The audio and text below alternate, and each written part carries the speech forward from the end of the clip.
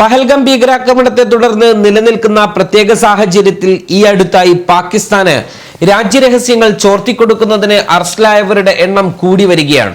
ഏറ്റവും ഒടുവിൽ ഹരിയാനയിലെ കൈതൽ ജില്ലയിൽ നിന്നാണ് ദേശീയ സുരക്ഷയുമായി ബന്ധപ്പെട്ട ഗുരുതരമായ മറ്റൊരു കേസ് കൂടി പുറത്തു വന്നിരിക്കുന്നത്. പാകിസ്ഥാൻ രഹസ്യാന്വേഷണ ഏജൻസിയായ ISIക്ക് വേണ്ടി ചാരപ്പണി നടത്തിയെന്നാരോപിച്ച് സ്പെഷ്യൽ ഡിറ്റക്റ്റീവ് യൂണിറ്റ് SDU സംഘം മസ്തഗഡ് ഗ്രാമത്തിലെ 25-കാരനായ ദേവേന്ദ്ര സിംഗിനെയാണ് അറസ്റ്റ് ചെയ്തത്. ഇന്ത്യയുടെ സൈനിക ഓപ്പറേഷൻ സിന്ദൂർ ഉൾപ്പെടെയുള്ള സൈന്യവുമായി ബന്ധപ്പെട്ട നിരവധി രഹസ്യവിവരങ്ങൾ പ്രതി പാക് ചാര സംഘടനക്ക് കൈമാറിയതായി പോലീസ് വ്യക്തമാക്കി. സോഷ്യൽ മീഡിയ പ്ലാറ്റ്ഫോമായ ഫേസ്ബുക്കിലെ നിയമവിരുദ്ധ ആയുധങ്ങളുമായി ബന്ധപ്പെട്ട ഒരു പോസ്റ്റിന്റെ അടിസ്ഥാനത്തിലാണ് ദേവേന്ദ്ര സിംഗിനെ മെയ് 13 ആദ്യം കസ്റ്റഡിയിലെടുക്കുന്നത്.